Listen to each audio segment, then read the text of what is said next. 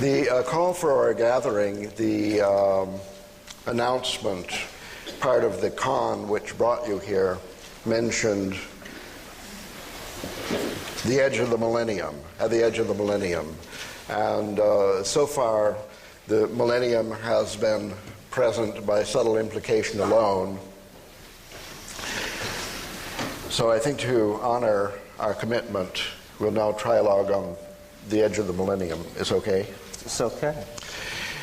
Now, in our just appeared new book, The Evolutionary Mind, there is a chapter near the end called, I forget what it's called, it's about utopianism and millenarianism. Two pretty long isms which altogether add up to an overdose of different approaches to the future which are more or less classical. And there we spoke extensively of the extant literature and literary tradition and industry of utopian and millenarian genre. So that kind of utopian and millenarian stuff is not what we're going to talk about in this trialogue. I want to introduce a completely different notion of the millennium, and I'm interested more particularly in the edge of the millennium. And here's how it goes. This is partly, according to me, a mathematical view of history that brings up this particular version of the idea of the millennium. And nevertheless, other people have written a similar view of history without any explicit recourse to mathematics, so I think it's pretty general. It has to do, this view of history, with the approach we've taken toward biological evolution, that it goes forward in catastrophes and critical leaps and so on, sudden jumps. The punctuated equilibrium approach to history says that history goes along in a kind of a level plateau, developmentally speaking, although there may be a gradual development up or down overall. And then every once in a while there is a big leap. The first such view of history, I think, that we know about was presented by the ancient Egyptians. So this is nothing new. Now, in my own work, I have classified some major plateaus, including the last one, the one that we're at the end of now, according to my system of history, began 6,000 years ago or 5,500 years ago with the invention of the wheel and the first city-states and stuff like that, talking Sumer, talking Babylonia, talking ancient Egypt here. And so that's a 6,000-year plateau. Now, other people, for example, Bill Thompson, somebody we know and talk to about world cultural history, he has a similar scheme in which the plateau now ending is only 300 or 400 years old. See, there were people who really wrote about this explosion idea in world cultural history was Jakob Burckhardt. Burckhardt said the Renaissance was a quantum leap in world cultural history, and then other people said, well, what about Giotto? You know, what about Patatrio? What about Boccaccio? And the truth is that whenever you look at two major milestones in history and consider that between the milestones to be a sort of a level road, then somebody will come along and find a smaller milestone in there. Nowadays we have fractal geometry, so we think that this is natural. Between any two big catastrophes, there'll be 10 smaller ones. Between any two of the smaller ones, there'll be 40 or 50 little teenier ones, and so on. The first person I know who put forward such a fractal idea of history, that it's not continuous, it's discontinuous, but the discontinuities are more or less dense, as in a fractal. The first such person is you, Terence. I give you credit in writing in my entry in the Encyclopedia of Time. You maybe have never read that book. Never read it. Well, there you'll find your name mentioned in a flattering way by me of all people. Immortality at last. At last.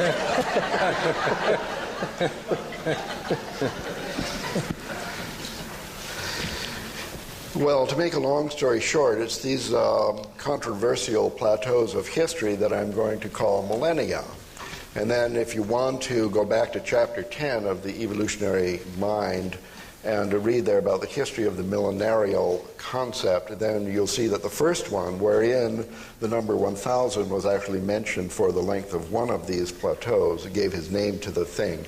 It was a special case of my more abstract idea of millennium. It's the plateau of history.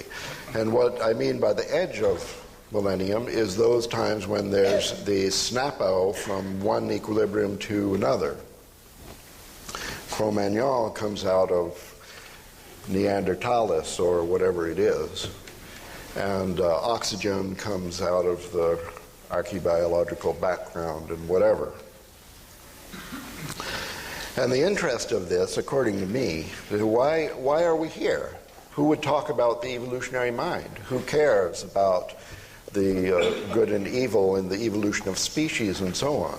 This must be interesting only to the degree to which it informs us in this very present moment regarding our choices that we will make in the creation of the future. So according to chaos theory and its partner theory of bifurcations, this is one of the main things that teaches something like the butterfly effect that you've heard about. In a dynamical system, or a massively complex dynamical system such as we live in, when there is a moment of bifurcation, which is the technical math jargon for these snaps, that is the only time you get to do anything about the evolution of the system. So according to this self-inflating view, we live at a specially important special moment in history where when we think something or do something, it has actually an enormous effect on the future. Maybe not a direct determinative effect, but we can't really say what the outcome will be, but what we do has some influence on the creation of the future more than other times in history. And the bigger the jump, the bigger the leverage, where Archimedes said, give me a lever and I'll move the world. We have a lever now, and we care about what's coming next. So that's why the edge of the millennium, any edge of any of the millennia, is particularly important to those revolutionary souls who want to make a change in things. It's a special time. A century or 2 centuries ago, you could struggle for the creation of a chaos revolution, and it would be impossible because there were no computers around, or there were no movie makers in Hollywood or something. I don't know. It takes more than we know about to create these special opportunities. And anyway, that's what I mean by millennium, and that's what I mean by at the edge of the millennium. And now this is only a hypothesis for the sake of discussion, but I kind of think that this is very credible that we are now at the edge of a millennium. Therefore, we have to discuss this. And the question that I'm going to pose to you, Rupert, if this isn't too radical, is to what degree do you think actually that what we are doing now matters in the creation of the future? And if there is any possibility that what we do matters in the creation of the future, what kind of future or what kind of change are we trying to create And to what degree what we are actually doing, for example, what we are talking about today, what we are doing today, to what degree could that possibly be a real effect, a real benefit in creating the future that we want to create, in contrast to other things that we might do, like go to the beach and pray or whatever.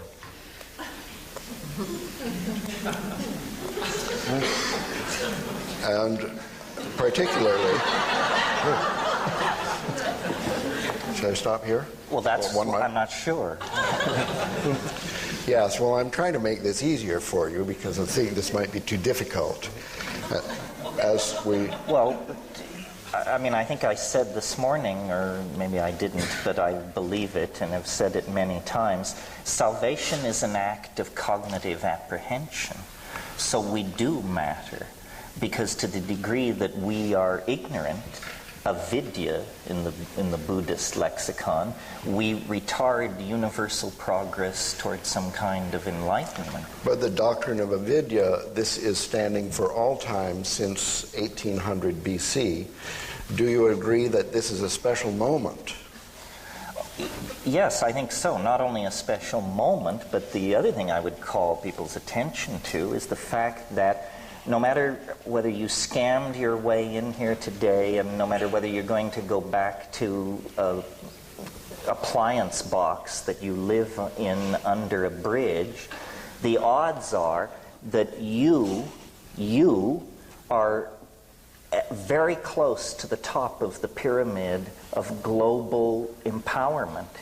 You are mostly white, mostly well-educated, mostly have enough disposable income to come to an event like this. It's worth pointing out that all that rides on the backs of those who do not have such privilege.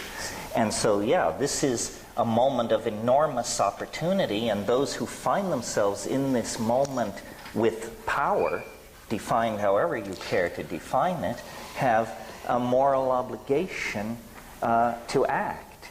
And I don't advocate a certain political agenda, not that we must become Marxists or that we must become anything.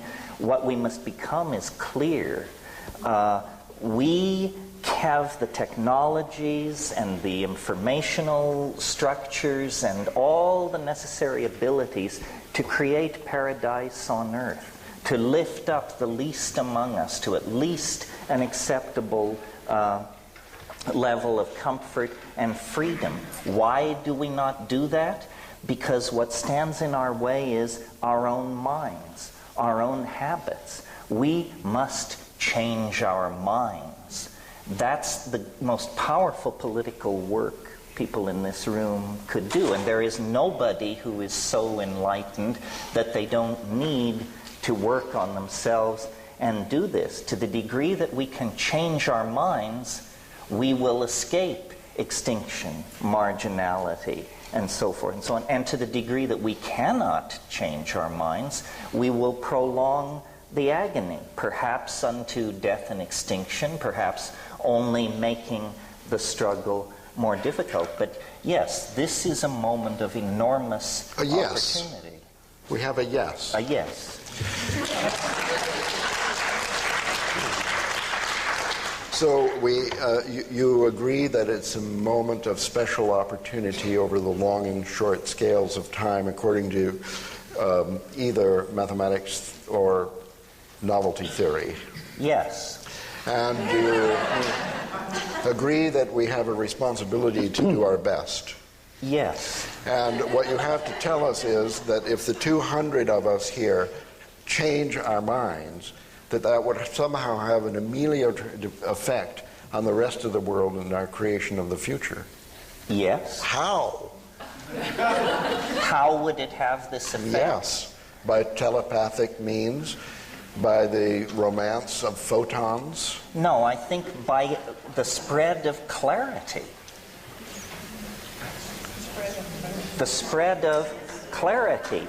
The elimination of redundancy in the system, and the spreading of a sense of shared purpose and the possibility of achieving that purpose. It doesn't matter what you do beyond changing your mind for a better clarity? Well, I don't want to say absolutely it doesn't matter, but I think that's the first obligation. If you charge off with some political agenda that is not informed by clarity, you're going to end up with business as usual. The road to hell is paved with good intentions, but it is not paved with clarity.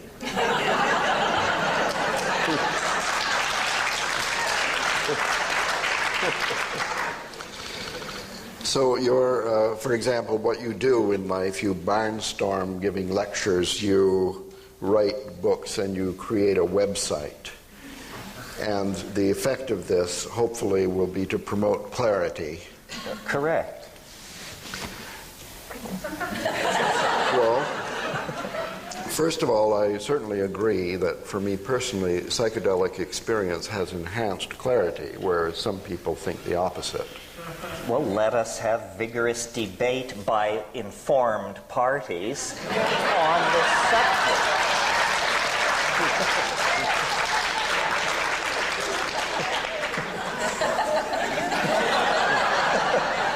Don't forget, I've given over 300 calculus lectures in this room. It boggles my mind to look out and think, well, yeah, this is Santa Cruz. This must be Santa Cruz. You know, this is the real Santa Cruz. What do you think, Rupert? Well, the question really is, I mean, changing minds, you were talking about the butterfly wing effect. The question is, if we change our minds, can it have a larger effect on other people's minds? Yes. Because if we decide to recycle yet more newspaper and so on, it's not going to have that much effect. The changing mind thing, the butterfly wing analogy, suggests some major change of mind spreading through our culture. Now, I suspect that you think the medium for this transformation is the World Wide Web. I suspect that Terence thinks the medium... Well, I think telepathy is equally powerful. Yes, but... Wait, I want to hear his suspicion of me. World Wide Web? Yes, I think... No, psychedelic drugs. World Wide Web, psychedelic drugs. I still haven't understood the psychedelic drug agenda. Britain has the highest percentage of psychedelic drug consumption in the Western world at the moment, and it's not entirely clear that this has resulted in clarity spreading through... Britain is the source of and the fountainhead of the worldwide youth culture that is creating the new music, the new dance, the new forms of community, and the new resistance to consumerist values. So don't sell the old UK Come shore. to the rave tonight and see clarity created. Yes, a crucible of clarity as Home at Last plays. And Terence takes the microphone. And well, it's not always perfectly clear what's going on when you have your nose in it, you know. Well, I mean, my own agenda relies partly on the World Wide Web, not as strongly as yours. And here in this room is Matthew Clapp, who kindly runs my World Wide website. Sheldrake.org. Yes. So, but my own view is that this clarity involves breaking the spell of rationalism, Cartesianism, a spell woven more powerfully than ever before this morning by Terence. I mean, it took on a new level of spellbinding in the way you described it. It's to recognize that we're far more interconnected, we're far more participatory in our relation with the world than this cognitive kind of science and cognitive model of the mind would tell us. And so I think the secret to waking us up, one of the secrets is psychic pets. As you know, this is one of my particular themes. And the purpose of... I wrote a book which some of you may have seen called 7 Experiments That Could Change the World. The purpose of this was to find simple experiments that could give us clarity on issues that we know about already, which could actually have a transformative effect on our view of the world. They're to do with changing our scientific view of the world. And the scientific view of the world is a particularly important part of the spell that binds us all and that affects our whole civilization, our whole industrial culture. And it's an exceptionally narrow and dissociated view of the world at the moment. The reason I think psychic pets could play this part is, first of all, there's more of them than psychedelics. I mean, they're everywhere. There are lots and lots of dogs and cats that have telepathic bonds with their owners. About 50% of Americans feel that they've had a telepathic bond with an animal. Now, to recognize what so many people already know, through experiments to test these to see if they're real, and so far the experiments suggest they are real, this can give permission for people to recognize what they already know. Then all these closet holists, most of us are closet holists, can come out and recognize that there's this kind of interconnection with other species and with each other that's been going on all the time, but which has been suppressed from the level of supposedly rational discourse by the idea that this is all superstition, it's not scientific, it's irrational, and so forth. I think that one of the big difficulties in our culture is the split between the rational, educated part of our minds, which we put on in public, and the participatory sense of connection which we have at home with gardens, plants, children, animals, lovers, and our nearest and dearest. And these are so dissociated that it's very hard for people to recognize that they're related in any way. Lots of dogs know when their owners are coming home in a kind of telepathic manner and wait at the door for them while they're on the way home. I calculate that tens of thousands of American scientists have dogs waiting at the door for them when they get home from the laboratory, even if they come at unusual times and in an unusual way. Yet, this phenomenon has been so subject to taboo that it's never been investigated scientifically at all. It could have been investigated at any time in the last 500 or 5,000 years. But the fact is the first investigations are happening at present. Here in the room is David Brown, who works with me, is based in Santa Cruz and is doing experiments with psychic dogs, cats, and cockatiels in Santa Cruz County. And if any of you have such animals, please let him or me know at the end, because we'd love to investigate your animals. You can take part in this research. So I think that grassroots research based on phenomena that are actually common sense, that are part of everyday life for many people, could help to wake us up, to give a greater clarity about what's really going on, and make us recognize that there's far more interconnection between us and other species and us and other people than is admitted in the scientific view of things, which is the worldview which most people feel they have permission to talk about in public.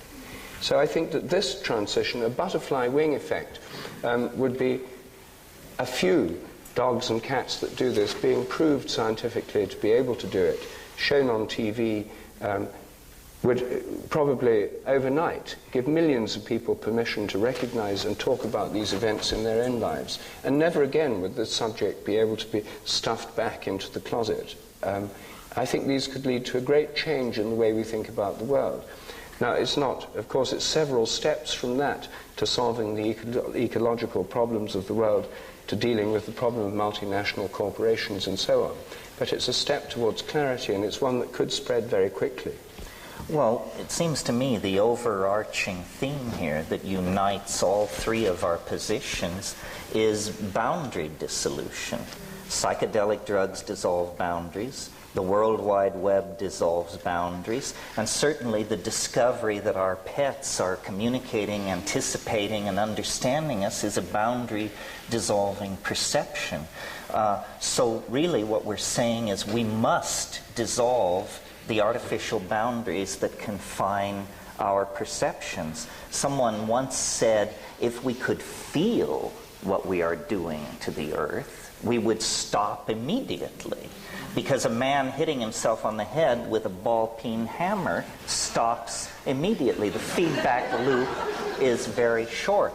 So we have compartmentalized our lives, and this allows us to do the fatal and lethal work that is destroying the planet, destroying community, so forth and so on. So maybe three answers as diverse as you've just heard here, you might search your own soul and ask what obsession or interest of mine would contribute to the grand project of boundary dissolution. Certainly, it is not the affirmation of cultural values. Culture is a scheme for maintaining and creating boundaries. It replaces reality with a linguistically supported delusion, and behind that delusion then pogroms, programs of genocide, arms races, sexism, racism, all can operate very, very comfortably.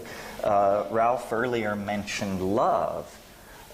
Generally speaking, love is a boundary-dissolving enterprise. So I think each of us, the three of us, all of you, in our way, should find ways to express love. And it's not treacly, it's not woo-woo, it's a very practical matter that has thousands of expressions. As long as we believe in mind and matter, rich and poor, living and dead, aboriginal and advanced, black and white, man and woman, then we're inevitably going to carry on a dualistic analysis of our dilemma, and we're going to produce incomplete agendas and answers.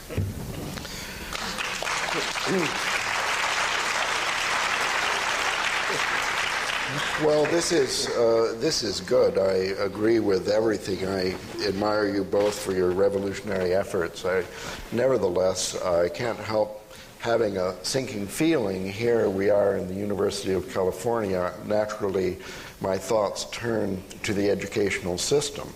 Now, we have here a group, I know there are actually a few undergraduates of the University of California at Santa Cruz are here by accident, as it were, and that's cool. But we have not yet taken over one regularly offered course of the university to enable students to learn science by doing research projects with psychic pets. Well, Ralph, the university is the last place where you would look for this.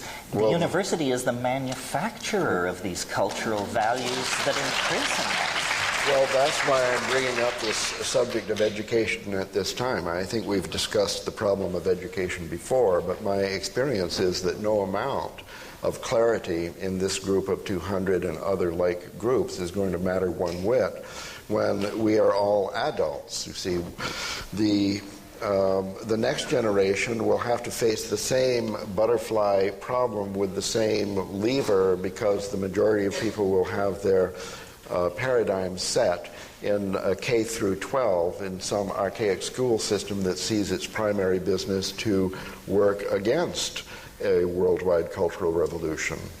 So the inertia, we have to overcome inertia, and we can talk about religion and psychedelics and getting clarity and so on. We know that the scientific establishment is a big obstacle as far as environmental problems are concerned, and so Rupert's work, the ultimate effect will be to deconstruct or revolutionize science, is very important in making a transformation among adult scientists worldwide. How can this matter at all if there's no change in the educational system, K through 12, pre-K, pre-K, and back to the womb, the parents, and so on? That this chicken and egg loop has got to be touched somewhere in a more sensitive spot than the adult community. And what do you propose? Well, you work with youth, I guess. You're interested in talking with the younger people. And Rupert, I know that you're particularly active in education through the existence of your children who are now subject to the educational system that does this criminal brainwashing that I'm talking about. So I'm just posing this now. Do you have any idea as to the transformation of our school system by a change of curriculum or the entrance of any weird idea into the actual program which trains most children worldwide? Well, I ought to have. There's a story that perhaps not everyone here is familiar with, which is when I was in New York a couple of years ago, I was asked to visit a school in Long Island. I was particularly urged to go there a private helicopter was sent to take me. And I was asked to address the board and the teachers of this school. And when I asked them what they'd like me to speak about, they said they wanted me to speak about the rectified Sheldrake principle, on which their entire curriculum was based. So when I said, what is the rectified Sheldrake principle? They said that that was the very question they were asking and hoping that I would explain. I then asked who had invented the rectified Sheldrake principle on which the curriculum was based, and they soon revealed that the author of this principle, or at least the author of the documents on which their entire curriculum were based, was Ralph Abraham.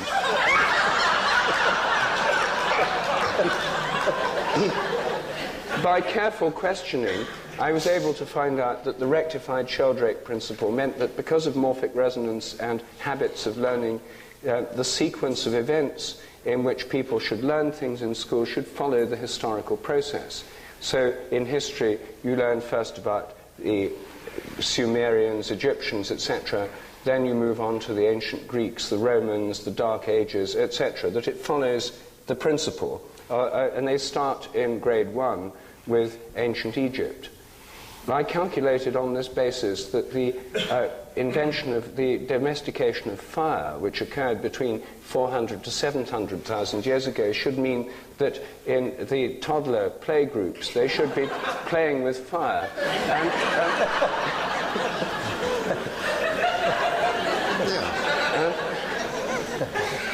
And, I pointed this out, but that wasn't part of the curriculum I was suggesting. I discovered that there was, in fact, an entire process of educational reform afoot in this country, behind which is the guiding genius of Ralph Abraham. So I think we should ask you this question, Ralph, since you've more experience than most of us. Well, I'd rather that people with less experience speak about it. Because my experience has been very disappointing. Oh, no. No.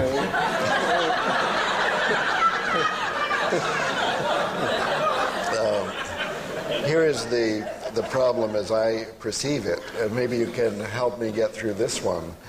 The children are innocent and trusting and will try any curricular reform experiment. They'll try anything, which they have done in different schools around the world with great effect. It was only a couple days ago I was at the Intel farm, they call it, in Oregon, where 10,000 people work on realizing Terence's dream. And making psychedelic drugs available to everyone? Oh, a different dream. And they know what I mean. Chips, not hits. Casually over lunch, I revealed my revolutionary program for the schools to a software engineer who was sitting there, and he said, oh, well, this historical curriculum. He said, I'm an Armenian, and Armenia, Algeria. He said, I'm from Algeria, and my school was exactly it was wonderful. So there are places in the world where even my experiment has been tried. The problem is this, the children, okay, the owners of the school, the people, everything is fine. The problem is with the teachers and parents. The teachers have been trained. That's one problem. And the parents have been frightened, I guess. So the parents absolutely refuse any experiments that would affect their children because the danger of a failure. You see that they consider the current system, which is guaranteed to fail, is somehow safer than an experimental system that might fail. The insecurity itself is a source of anxiety. Well, I'm just analyzing. I don't really know what goes through their mind, but what I have discovered is that groups of parents come in and physically attack the teachers, the administrators, and so on, to guarantee that the time-worn, failure-proved system is performed as it always has been. Do you see the problem? older people seem to That's be the why problem. Terence has recommended mushrooms. That's why Rupert has suggested psychic pets. You see how revolutionary is psychic pets? We're talking about the parents here, who after it's proof to them that what they already know is true by somebody in the authority of the scientific establishment, then their truth will become true for them for the first time due to the fact that they trust authority more than they trust their own experience.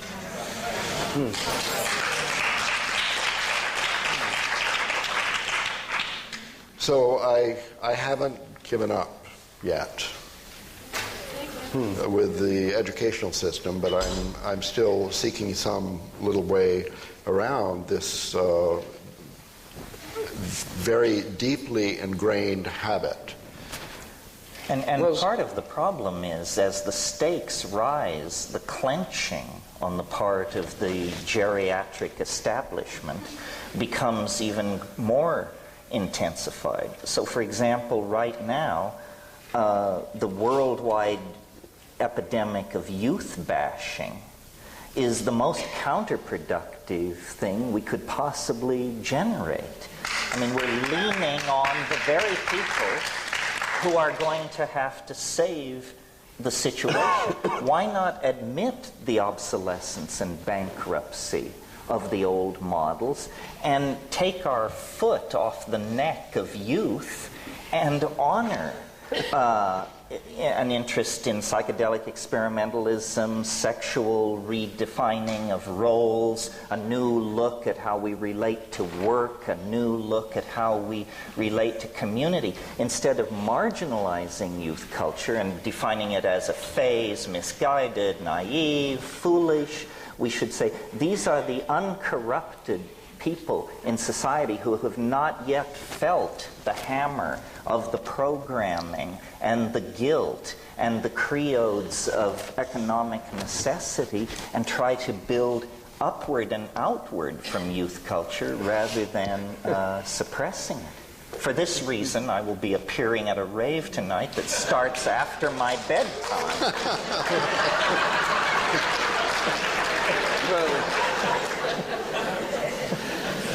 Yeah, Ruth. I wish I could be persuaded by your persuasive rhetoric.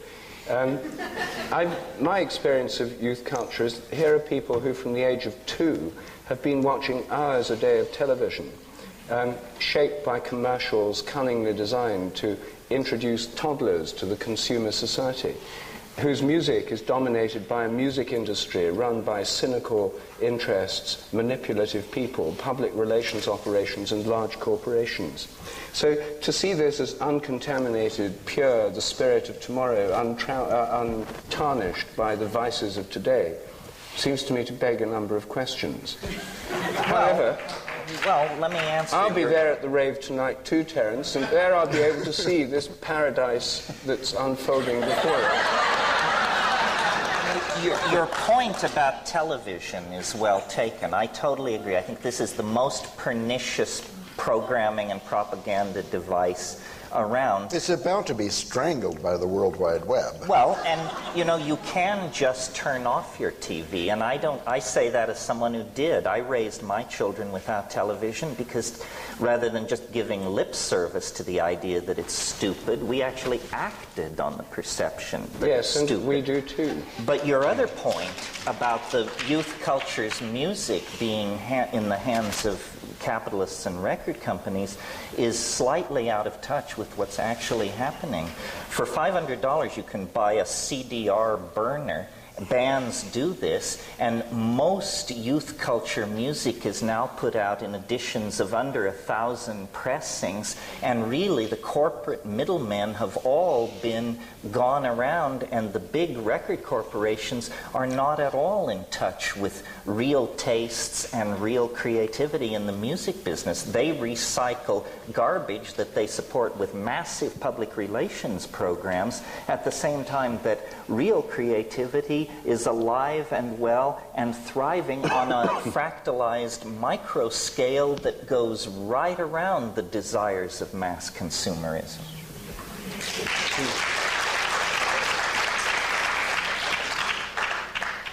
Sorry to interrupt.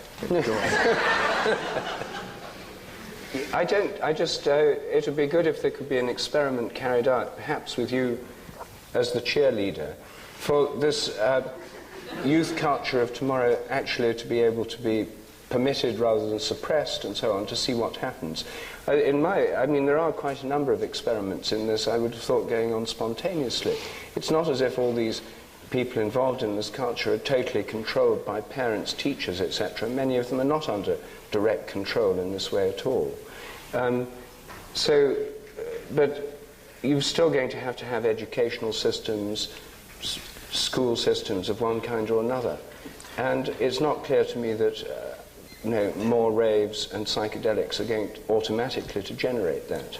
Well, I would offer as an example, I think the place on the planet where youth culture is most in control of the social agenda, in other words, where youth's preference for psychedelic drugs is honored, where youth's music is honored, where microeconomic systems built by youth are honored, is the Netherlands, Holland, lowest AIDS infection rate in Europe, lowest heroin addiction rate in Europe. Heroin is legal. Prostitution is legal. There are actually very large-scale social experiments going on that embody the values of youth culture, and they're producing saner, less stressful, more life-affirming and human societies than anything going on inside the high-tech industrial democracies that set the global agenda, I think. Well, I often visit Holland, and I must say I hadn't quite noticed such a striking difference between them and the rest of Western Europe. Well, but that's really because you come from London, where also these things are happening. But if you lived in Berlin or Rio de Janeiro or Houston, I think the contrast with the Netherlands is quite astonishing. Didn't mean to stop the show, folks. Ralph, you're not saying enough. Oh, am I guilty then of too much self-indulgence? No, you posed important problems. Yes. You've shown how on the edge of the millennium great steps or small steps are needed that magnify through butterfly effects. Yes. You've asked me and Terence what you think they should be. Yes. You've told us you're disappointed by your own experiments with the reform of the educational system. Yes. So what next? Well, as I say, I think that we're at the edge of a millennium. We're at a turning point. What may be coming down the pike could be 2 or 3 miracles that will decidedly change the definition of the problem. And in the meanwhile, I think that we're more or less stuck in the situation where we keep trying what we're doing and believing that it has at least some chance of having an effect. I think that the educational system might change itself by a miracle, for example. And it could do that in a way that had nothing whatsoever to do with any of our efforts, or in fact it may be that some little thing that we did mattered. I think that your work in the revolution of science is very important and very promising, and it's proceeded with essentially without funding, because the genius of the program that you've evolved is that it has this enormous leverage, and at every crossing of the road you've made the right choice to get more leverage. And Terence, I think that your program also is a good one, in that it's over the years changed in the direction of younger people, and that you've been changed your approach to maximize. And I don't see in either case that there's an enormous backlash working against you, that other revolutionary movements have been stopped by a backlash, and although you don't have funding, you don't have groups calling you up and threatening your life and so on. In my own case, I have felt. I've written about this endlessly. Besides writing mathematics, I write that mathematics is important. And through the microscopic analysis of the hinges of history, the edges of millennia past, I have pointed out exactly where, in each case, mathematics had a key role in the miracle and the bifurcation that happened. I think that a society that rejects mathematics cannot actually successfully deal with these problems, and therefore I have activated myself against the problem, especially prevalent in the United States, and concomitant with other problems that are especially prevalent in the United States, the problem of math, anxiety, avoidance, and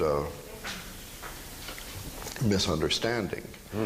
And here I would say that there is a huge institution, more or less, equivalent to the scientific community that is arrayed against this information, that somehow the educational system has been particularly persistent in the destruction of mathematics, in the destruction of mathematical capability of youth, and therefore in disempowerment of the society with its critical faculty to change. I do not believe you can have any clarity of view in the progress of history with no mathematical training on the part of any of the participants. I have seen in this society that even Nobel Prize winners in physics have math anxiety to a very severe degree. I'm able to detect this because it's something that is amplified. It's behavior that emerges as soon as I walk into a room. So I guess I feel in some that my own efforts have been rather less successful, or maybe I haven't been as clever in turning to the left or right at the crossings of the road. The problem is already much less severe in other countries, so it seems like we needn't worry too much. In Europe, throughout Europe, for example, the problem of the destruction of mathematical capability is far less severe. The only thing really disturbing there is that it's growing at an alarming rate, that they're inheriting the disease from the United States, a spreading disease based on standardized examinations like the SAT and equivalent movements. So there you have it, a problem that's so bad that the very mention of the word mathematics produces an aversion reaction that is paralyzing, so that much as I hate to, and you've seen this today, that I can go through an entire day without mentioning mathematics, with mentioning mathematics but not the word mathematics, in the hopes of tricking people into recognizing that some ideas like this that have to do with perception of space-time patterns in the abstract, that these skills are useful. Can I add to that? I mean, I don't think what Ralph means is that it's a tragedy that most people can't factor a quadratic equation. I think he speaks as he does because he is so professionally immersed in these issues. As someone somewhat more distant from all of this, but in agreement from Ralph, the failure to teach mathematics in practical, social, and political terms boils down to a failure to teach logic and discriminating understanding.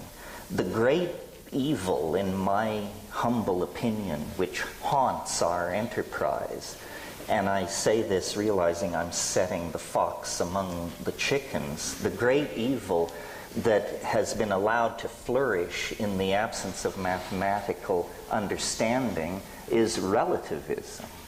And what is relativism? It's the idea that there is no distinction between shit and shinola. That all ideas are somehow operating on equal footing. So one person is a chaos theorist, Another is a follower of the revelations of this or that New Age guru. Someone else is channeling information from the Pleiades. And we have been taught that political correctness demands that we treat all these things with equal weight. Because we have no mathematical ability, no logical ability, we don't know how to ask the questions that expose some positions as preposterous, trivial, insulting to the intelligence, and unworthy of repetition. So we all are very comfortable bashing science and flailing away at that, but that isn't our enemy. Science is capable of undertaking its own reformation and critique, and has been engaged in that fairly vigorously for some time. The enemy that will really subvert the enterprise of building a world based on clarity is the belief that we cannot point out the pernicious forms of idiocy that flourish in our own community. And this problem is growing worse all the time. I mean, just pick up a copy of Magical Blend or Shaman's Drum, and you will discover an appeal to the level of intellect that makes what's going on with television advertising look like a meeting of the Princeton Institute of Advanced Study. We have tolerated too many loose heads in our community. We are not willing to take on the karma involved in argument and discourse that actually gores somebody's ox. So that at the end of the day, iridology or Mormonism or some other form of institutionally supported foolishness lies in shreds on the floor. We consider this politically incorrect. I can feel the tension in this room because people sense I might gore their particular ox. If we had learned mathematical logic or reason or rules of evidence, when someone approaches us excited to inform us that the ruins of Lemuria have been spotted in the deep sea off Big Sur or something like that, we would be able to respond to that with the contempt it deserves. I had a conversation about this recently with someone who, if I had to describe their job category, I would describe them as mafioso. And I said, what do you think of the abduction phenomenon? And without hesitation, this person said, there are just so many foolish people in the world. And to me, all of these things are intelligence tests. And the people who pass the intelligence test are not worrying about pro bono proctologists from other star systems showing up unannounced in their bedrooms. So, you know, we have perfected politeness. We have perfected the ability to listen to damn foolishness without betraying by so much as the flick of an eyebrow that we realize what we're in the presence of. Now I think it's time to refine our mathematical skills, learn to think straight, and not be afraid to denounce the pernicious forms of foolishness which are vitiating the energies of our community and making us appear marginal and absurd in the discourse about truly transforming society.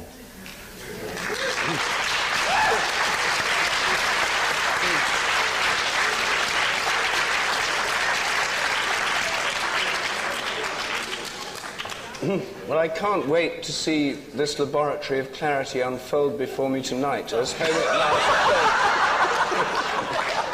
and as all nonsense is dispelled, as the scalpel of reason is brought